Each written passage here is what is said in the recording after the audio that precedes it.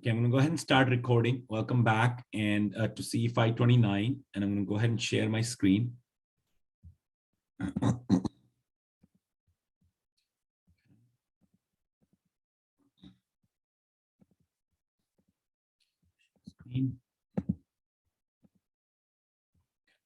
So this is the handout that I provided you on your Canvas page.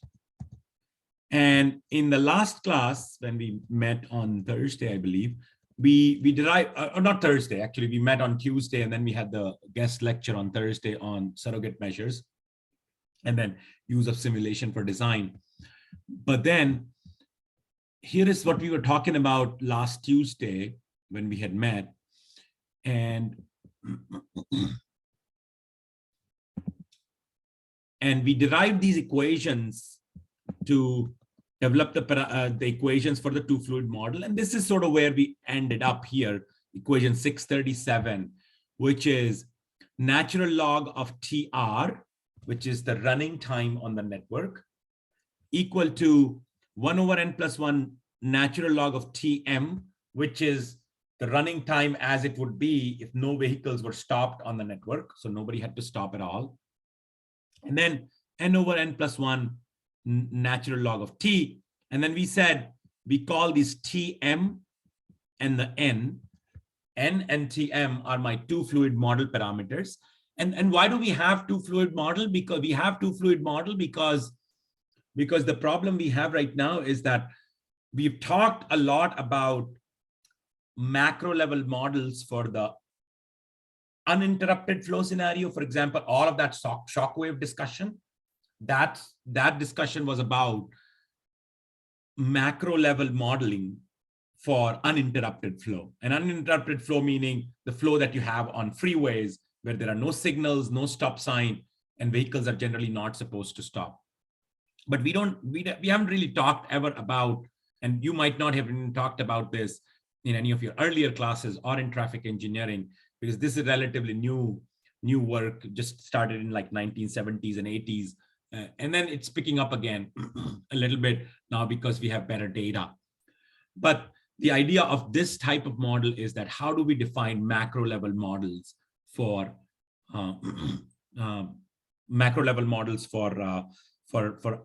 interrupted flow facilities like arterials or city streets, like Marsh Street, for example. Yes, Blake, I see your hand raised. Hi, Professor. Yeah, I just was wondering about the three T's. I was wondering if you could go over again. So Tm is with the current level of traffic? No, okay, that's a good question. I'm glad you asked that question because I think those are critical for understanding this whole thing. So maybe just kind of slipping back a little bit on this. Okay, remember Tm is sort of the travel time version, travel time per mile. So it's kind of the reciprocal of Vm. Okay, and look at what Vm was in this equation. Vm in 629, when we were deriving it, Vm is the average maximum running speed. Okay, so it's the average maximum running speed. So if you take the reciprocal of that, so we define, as you can see here, Tm is 1 over Vm. Okay, Tm is just 1 over capital Vm. So it's basically Tm is no traffic. Pardon me? So Tm is no traffic then? Yeah, Tm is basically kind of like, you can think of that as a theoretical sort of a model parameter. When you don't have to stop at all, what travel time would you incur every mile of travel? Okay, now T is your actual travel time per mile. Okay, capital T is the actual travel time per mile. So if you travel 1 mile on a network, let's say San Luis Obispo downtown, if you travel 1 mile on that network, how much would your travel time be? Okay.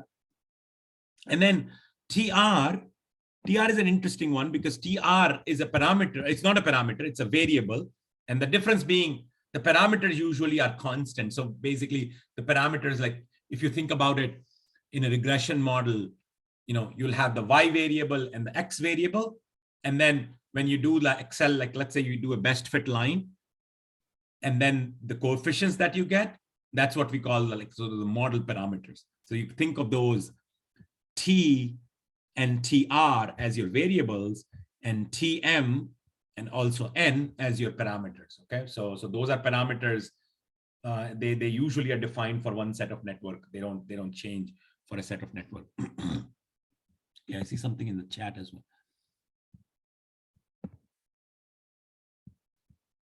Oh, so it looks like somebody's in the waiting room. Maybe give me 1 second here.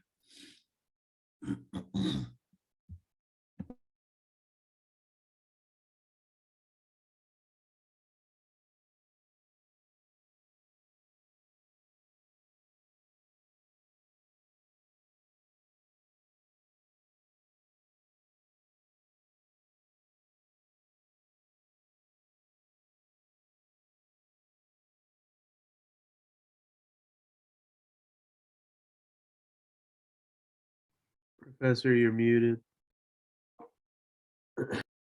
Thank you for reminding. Yeah, so as I was saying, TR is the most interesting one because it's kind of not very intuitive. Like TR is, if you only kept running, what your travel time would have been.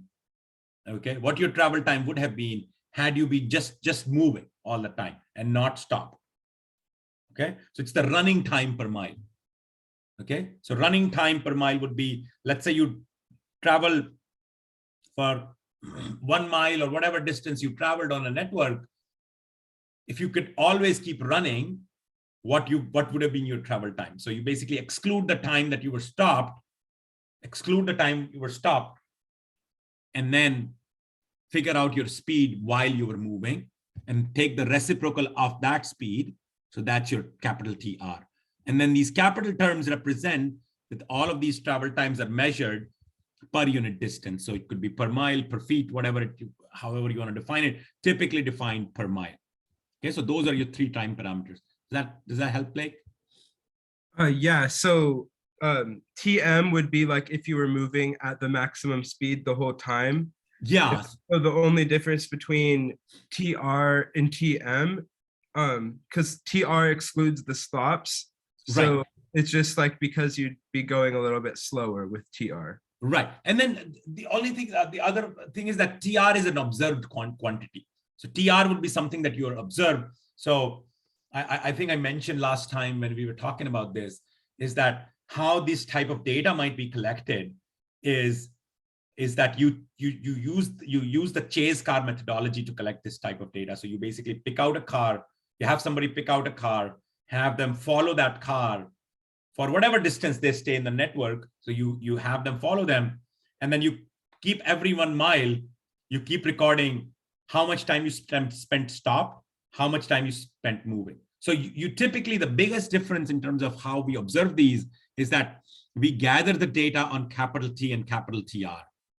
We don't gather the data on TM. TM is sort of a theoretical, minimum travel time per mile that you can achieve on a network. So kind of think of it as like a absolutely free flow travel time type of beam. So that you don't necessarily observe when you're collecting the data. It's kind of a model parameter that you'll be able to estimate when you run all your data. That makes sense? Yes, thank you. Okay, sure. Okay. So this is the equation 637 is where we ended up. And this equation is an equation in TR and T, LNT. So LNTR and LNT are your 2 variables in the data. So if you can somehow, let's say in an Excel sheet or whatever, if you can gather the data on LNTR and LNT, okay? Let's say you had an Excel sheet where you had a bunch of LNTR values and a bunch of LNT values on another column, and you fit a best fit line with this LNTR being on the y-axis. So let's see, if I had this LNTR on the y-axis,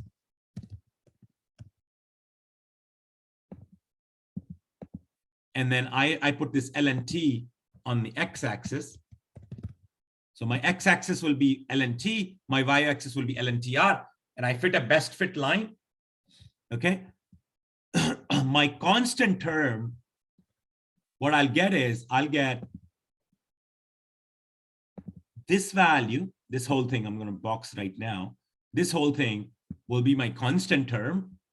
And then this term, n over n plus 1, will be, so if you look at this, the two red boxes that you see, this will be my constant term, and n over n plus 1 will be my coefficient of the regression model.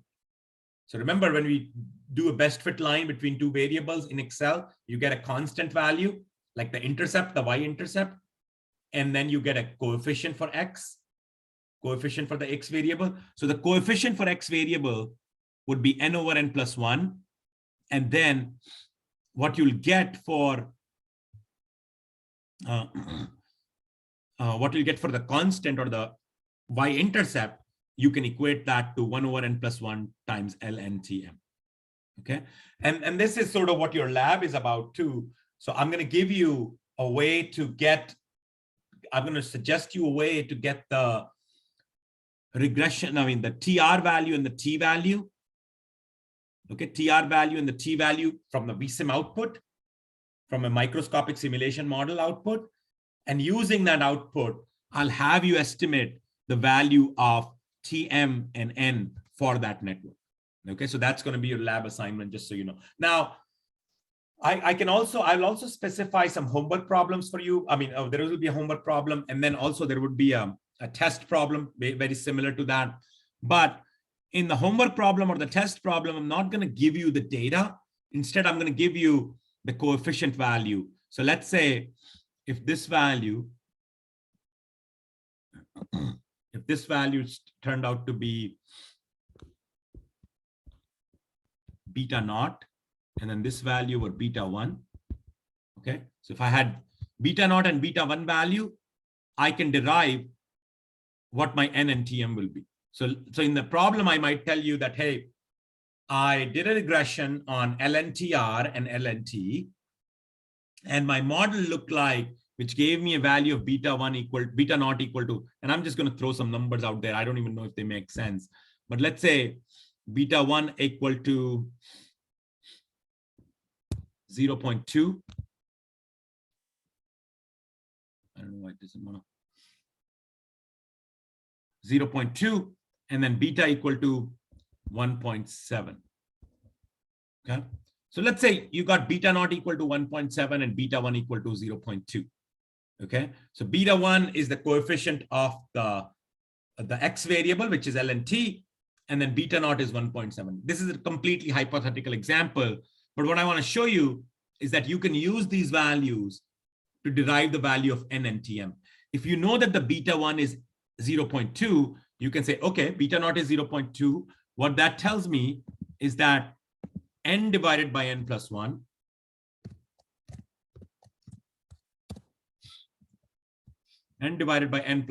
is in fact 0.2. Okay, and then I can solve for n.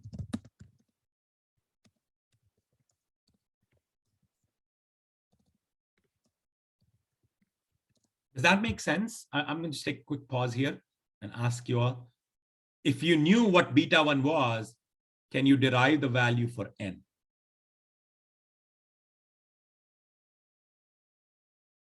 Okay, and I know I haven't yet talked about what is the significance of n and tm, and I'll get to that in a minute, but I just want you to make sure that you understand the mechanics of being able to solve for n. If you have any questions, please let me know. I'm gonna grab a cup of water in the meantime.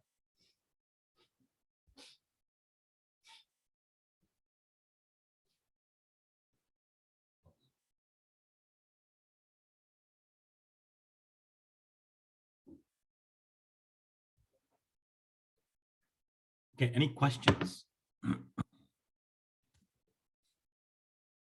Okay, so I take that you can do that. Now, let's just quickly do that if n equal to, so based on this, it looks like the value for n, if I solve it, it will be 0.2, 0.2n, 0.8.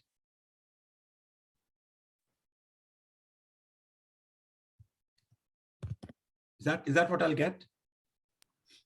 Yes, that's what I got. Right, so n equal to 0.25, right? So, and that value is actually a little bit lower. In most networks, you might not see this value. I think they report that you observe a value of like something like 0.8. But again, as I said, this is not a realistic value. We'll come to that in a second. But you can derive the n value using that. And once you know n, and you know beta naught, the coefficient that you got from the regression model is 1.7, let's say, the other value Tm could be derived as 1 over n plus 1, which is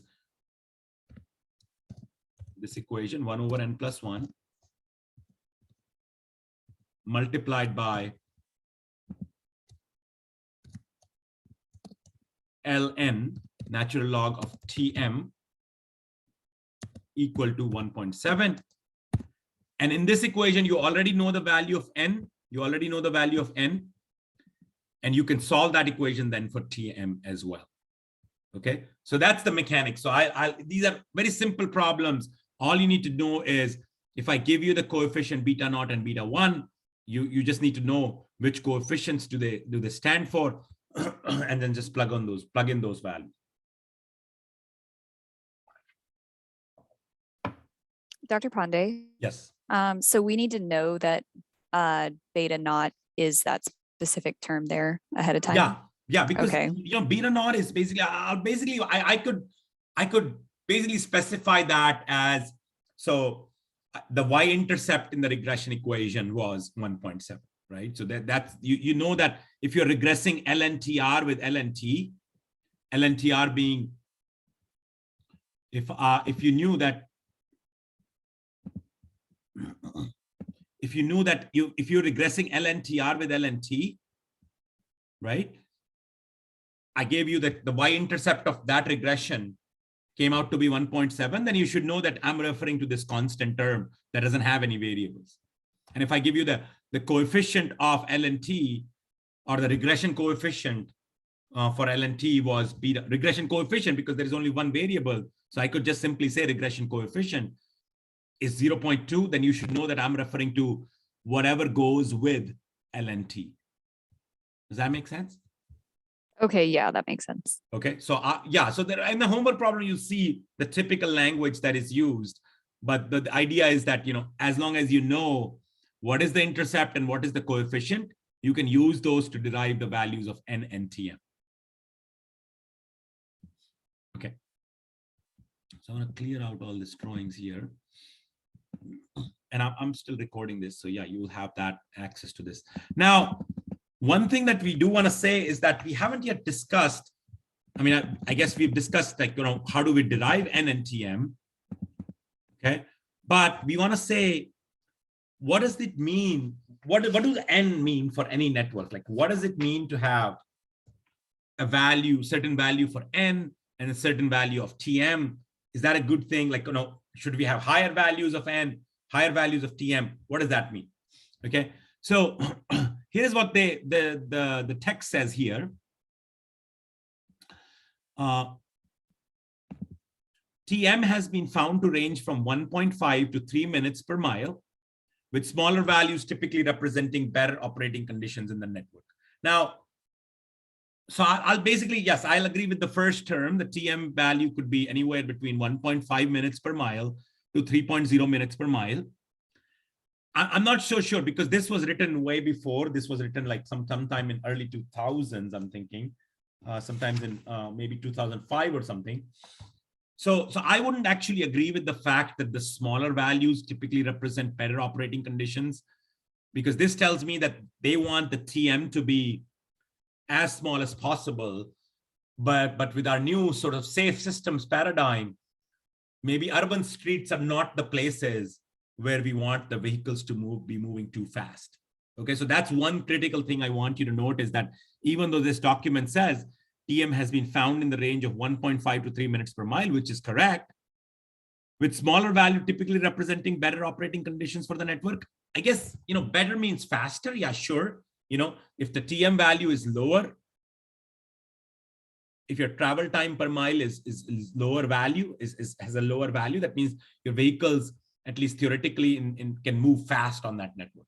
Now, I don't know if that's necessarily a good idea for urban street, but it does represent faster movement of vehicles.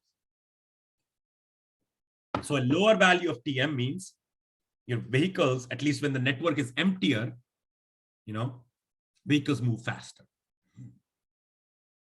Perhaps nowadays, though, what we are trying to do in our urban streets with traffic calming measures and whatnot, I think we are trying to actually make this TM values to be a little bit bigger, because the goal on the urban streets actually should be to maybe move vehicles slower, so all modes can use those urban streets. It's actually, what they found is actually good for businesses also, when the vehicles don't drive so fast through downtown, because then you can bring in pedestrians, bring in bicyclists who stop at more places, maybe shop at more places, and things like that. So it makes your downtown a little bit more livelier. So that's why, even though lower values of TM represent higher speeds, maybe that's not something that we want in our downtown urban street type networks. Maybe we want this TM values to begin with a little bit larger. Okay, so does that make clear like what we want our TM values to be? I think if your goal is to move vehicles faster, then you would want the TM to be as small as possible. But typically in urban downtown networks, which is what we're talking about here, maybe you don't want that. Maybe you want vehicles to be moving slowly, so we can have other modes using the network as well. Okay, now N is a little bit more complicated. TM is, it's like the free flow travel time type of deal, so it's okay. It's easy to visualize conceptually. But N is a little bit harder. So let's think about that. As stop time increases, so this is what I'm reading now. As stop time per unit distance, TS, remember we had a stop time per unit distance. So if you're going 1 mile, how much time are you spending completely stopped on the network? So because TR equal to TS, capital T, the total travel time is TR plus TS, the total trip time must increase as fast as the stop time. Okay, so basically, this makes sense, right? If your stop time increases, your total travel time will increase by at least that much time that you're stopped. Okay.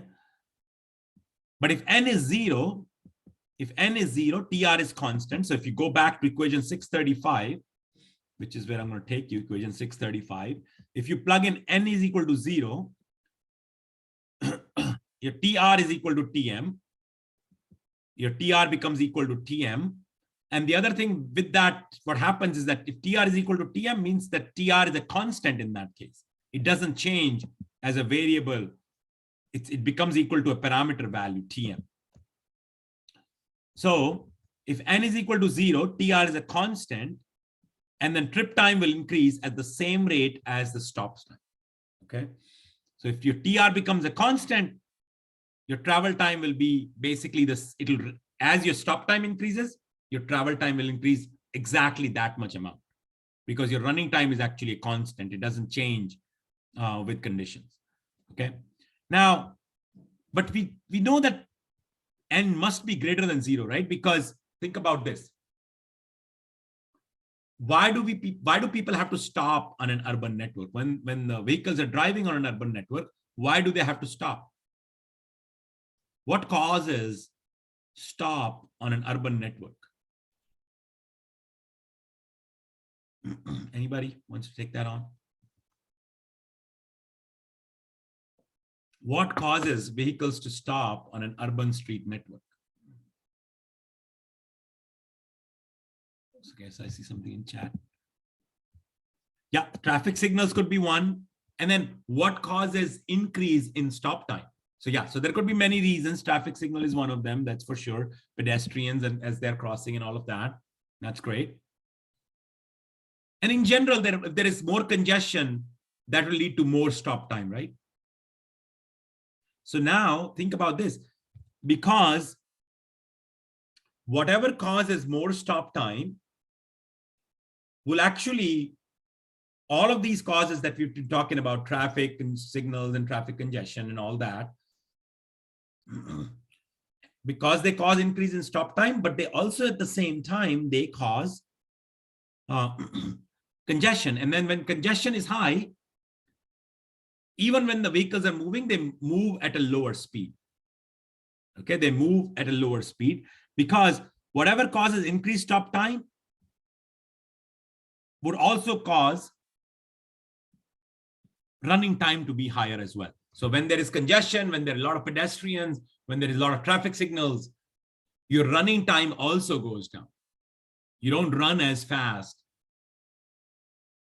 as when you would when the stop time was 0.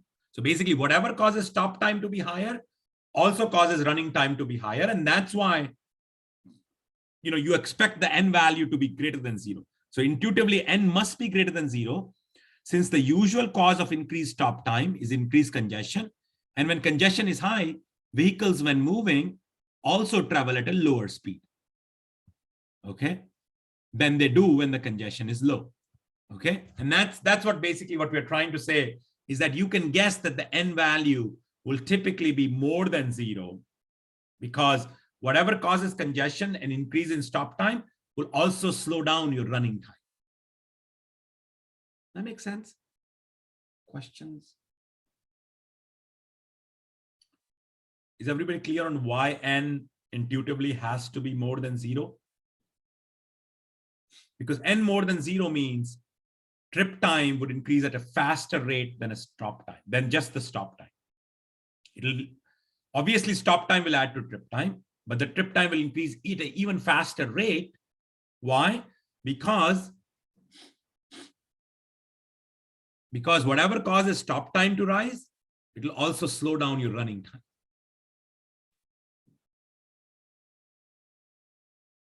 And what they've seen is that the n value varies between 0.8 to 3.0. So it's a pretty wide range of values,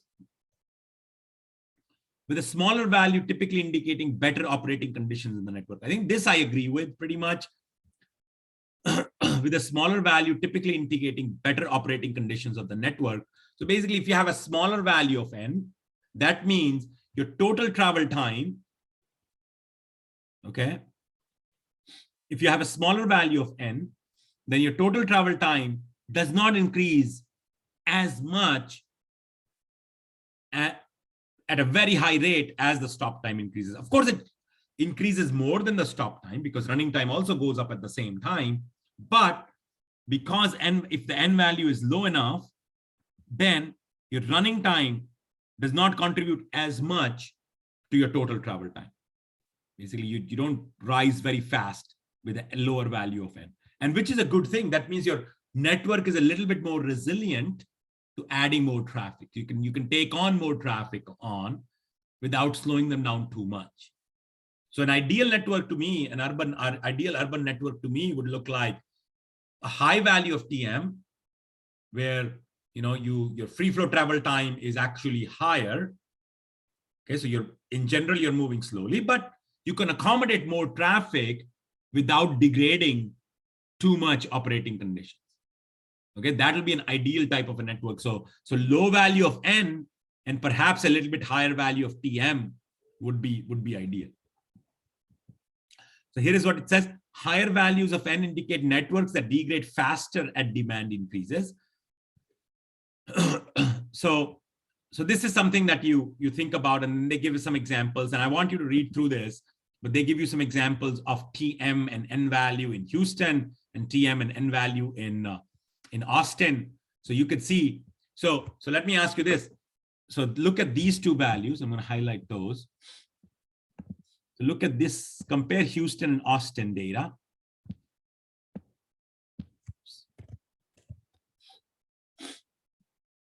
Compare Houston and Austin data. Okay. Which network, when the networks are empty, which of these network moves faster? Which cars on which network move faster when the network is emptier?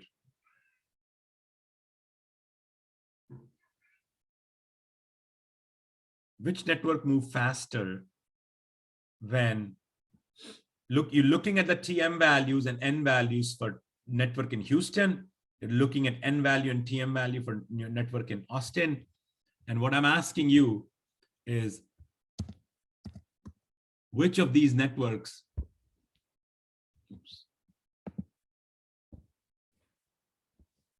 which of these networks moves faster when it's empty. You should be able to tell me that. So I'm asking you to focus on these two values here. Which network moves faster when there is not a lot of cars on the network, either network? Is it Houston or Austin? I think it's the Austin one. Yeah, the Austin one moves faster because you can see the TM value here is only 1.78 minutes per mile. And in Houston, it's 2.70, right? But then as you add more traffic, you look at Austin's N value, it's 1.65.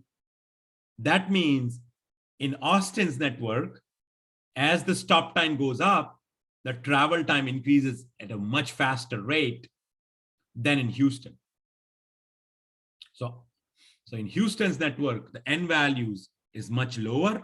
So that means that network, at least when they observed it, that network moved much better because they started off with a higher travel time, but they could take in more traffic without getting too congested. Significantly higher average speed during off-peak condition, but at higher operating condition, the curves. So basically, if you look at the curves, if you look at the curves here,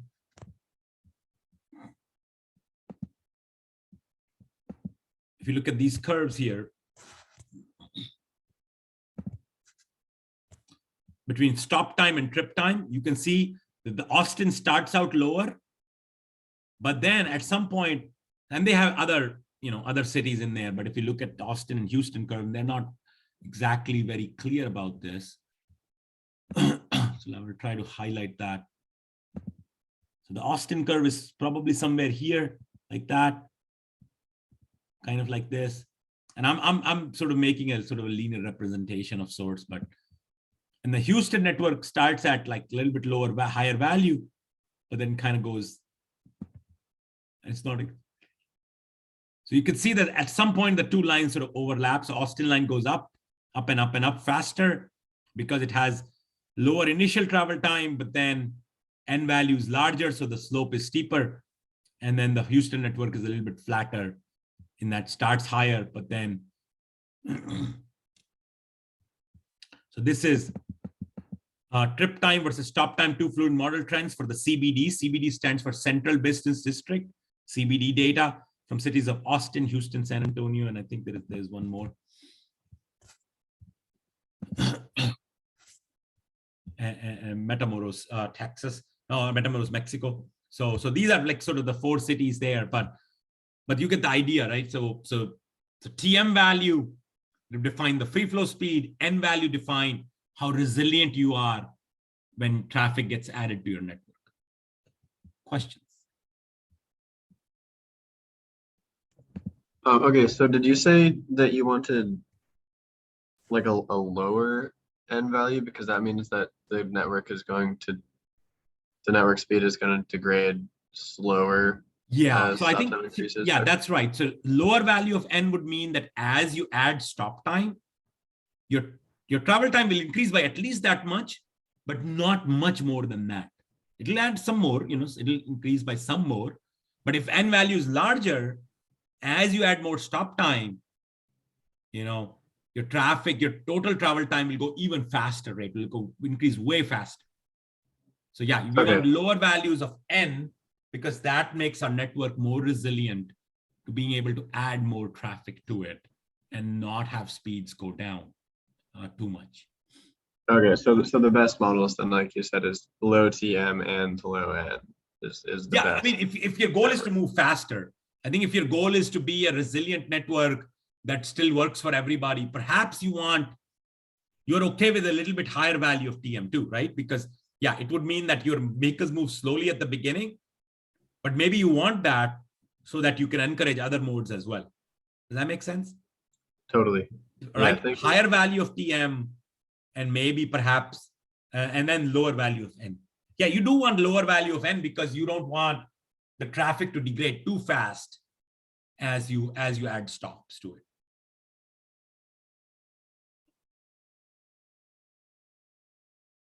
Okay, so that's good. So then last thing I wanted to talk about in this is, in this discussion, is this idea of how we actually collect this data. Let me clear this out. So how do we actually collect? Oops, why is this happening? Okay, so how do I mentioned a couple of times that these data are collected using the chase car methodology.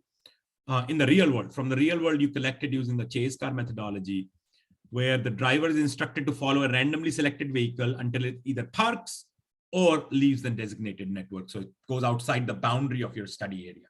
Okay, so you keep following that car, and then every mile, you make sure how much time were you stopped during that mile of travel, and how much time you were moving during that mile of travel. And that's the data you keep collecting. And then you collect as many cars as possible during that peak hour period, or whatever period you want to do it at, at different times of day, you can do it. And now you basically are trying to capture the behavior of the other drivers. You obviously follow them safely. Now, it could be very interesting and they did a very interesting study where they asked some drivers to follow, some test car drivers, like chase car drivers that were part of the study. They asked one set of study makers to be, like one set of researchers to be following the cars very aggressively. So kind of get close to them, don't let them leave out of their sight. And then for another set of drivers, they said, okay, it's okay, leave some gap. Let maybe if somebody else comes into their place, that's fine. You start following them, you abandon that data and just kind of follow them like, a little bit more casually and not very aggressively. So what they found was very interesting was that, look at this here. When they asked the drivers to drive very aggressively, normally or conservatively, okay? As you would expect, if you're an aggressive driver, your TM value was pretty low.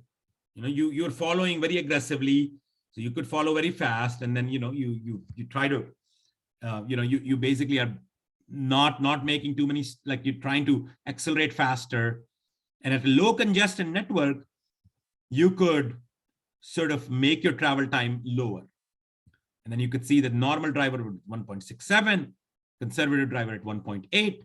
Well, conservative means like, you follow very, very conservatively and you not try to accelerate too fast and things like that. And then when they looked at the two fluid trend completely, when they looked at the parameter N, and they should have said that's small n, but anyway, and you could see that the normally following driver had the lowest value of N, okay? And the aggressive driver had the highest value of N. Okay? So that means that if you follow aggressively, so if you have aggressive drivers, aggression will typically correspond to higher value of N and lower value of TM. And then the normal behavior, and the conservative driver would have, obviously they will have higher value of TM, also a higher value of N, but not quite as high as the aggressive driver. Okay, so this also tells us that, two fluid model parameters also relate with what you call your, your driver behavior parameters. And that could be interesting because if you're trying to figure out whether you have simulated a network appropriately or not, you could actually estimate this two fluid type of model and compare it to the real world study.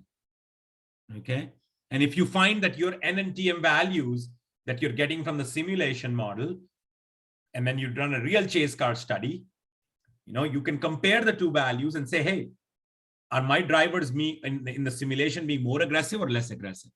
So if you're seeing that your TM values that you're getting from the simulation are much lower, that means your drivers might be too aggressive, right? Than in the field. So, and then similarly, if your TM values are higher, way higher than what you're seeing in the field, then you might conclude that, hey, my drivers are probably too defensive, right? And then you can make some behavioral parameter changes in your simulation model to try to see if you can align them. So that could be another way of sort of validating your simulation study, is that are you capturing the behavior appropriately? So you can see if your N and TM from your simulation study are lining up with N and TM that you're getting from the real world data, the chase car data. Okay, does that make sense? Any of this, are there any questions about this? And again, this methodology would only work for you, not for a freeway. Remember, this is for an urban street network that you're trying to define this for. So this does not work for freeways or expressways or anything like anything where you can define that as an uninterrupted flow. This would not work. So this would work for something like the downtown slow network, Marsh Street, Higuera Street, in that region, not on US 101 at all. Okay, we have completely different models for US 101. Macro level models approaches are completely different there. Questions? Okay.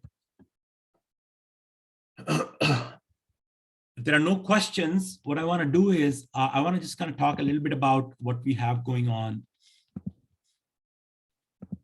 here. So if I go back to your 529 course, yeah, and please feel free to ask any questions you have. I have provided all the muddiest point surveys. And again, anything after week 6, so starting with like, so this week 4, week 5 one, I think that was about, let me see which questions are these.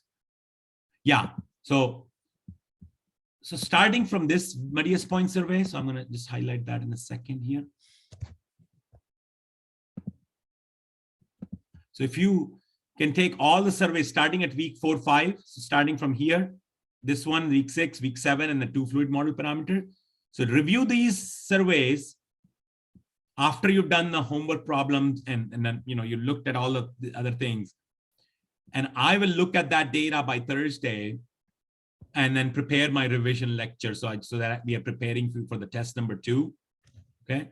So please go through this. If you have any questions, and then what I'll do is I'll actually on this survey. So maybe let me turn this off for a little bit. So I'm gonna on this 2-fluid model, which is the last survey, what I'll do is I'll also add any other questions you might have about the class. And then please complete them by 5/26, the May 26th, our Thursday lecture, so that I can review it. And then we can talk about any of your topics, any of these topics that you're not clear about. And we can even, hopefully, if I'm in the class, we can discuss any of the questions you might have about anything that we've discussed since midterm 1. So again, your midterm 2 is scheduled for Thursday of the dead week. It'll be proctored by Dr. Fareed. It'll be open everything as other than electronic devices. So you can bring whatever you want, whatever printout, but no electronic devices, just like in module 1 test. But please make sure that you complete this so that I know what to talk about when I review stuff on Thursday. And hopefully that'll be in person. I'm fingers crossed on that. I hope I test negative. Worst comes to worst, we might have to do it via Zoom, which is fine too. But but we'll see. We'll see how that goes. But my plan will be to come and do it in person lecture and lab, and then we can take some lab time to review as well as needed.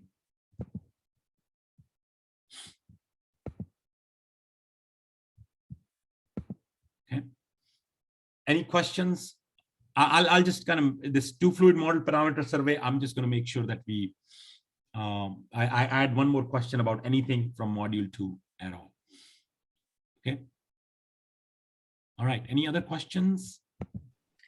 Are you going to add the submission for the surrogate safety measure lab? Oh, yeah, I haven't added that. Yeah, I will make sure that I add it. Yes. Sorry about that. Yeah, I'll add it right now. And then if you are like running a little bit behind, that's okay. I know I've gotten some inquiries about that. So if you need a little bit more time to do it, you can take today's lab, but I will start the new lab, the last one for our class. I will start that lab, this Thursday. I mean, this Tuesday, today. So I will assign that new lab for you. It's not a very complicated lab. It's a simple assignment, but I will assign that today. Any other questions? Professor, I'm just a little curious on how, so regarding like last week's homework, with the Excel sheet, I was just curious how you would test us on that. Would it be like 1 point and then a line, or how exactly would you? Yeah, that's a good question. So first of all, yeah, so the question is, how would a test like work for the queuing theory and the shock wave and all of that? Mhm. So I think the one thing that you need to be absolutely clear about is that in that problem, if I ask you to derive any of these shock wave speeds, you should be able to derive that. Okay. So as long as I give you the equations and then you make sure that you can derive any of the shock wave speeds. Okay. Okay. The other thing that would happen in that problem, like the test problem, could be that I can give you a chart and then I can ask you to fill in the blanks on certain points. Okay, where does this go? Okay, so let's say if I give you, if you look at that shockwave problem, so we're running out of time, but maybe we can discuss that in the lab also when we start. Yeah. But I might show you a chart, and then I might take away certain points on that chart, and then ask you to fill that out. Okay. Okay, so just fill in the blanks for that point, and that point might be how far back does the shockwave go in the space. So that answer, you'll have to know the shockwave speed and where the shockwave sort of intersects with the free flowing traffic. So you might have to figure that out. But yes, you're right. Like, I'm not going to give you the whole problem from start to finish. That is not complete. That's completely unrealistic to solve that in a 50-minute period. So you have to be very careful. Actually, that makes your job a little bit harder in some ways, because now you have to be careful about what precisely I'm asking for, so that you're not fumbling around with sort of irrelevant stuff. But yeah, read the problem carefully. It won't be long. So in my tests, you'll never be crunched for time.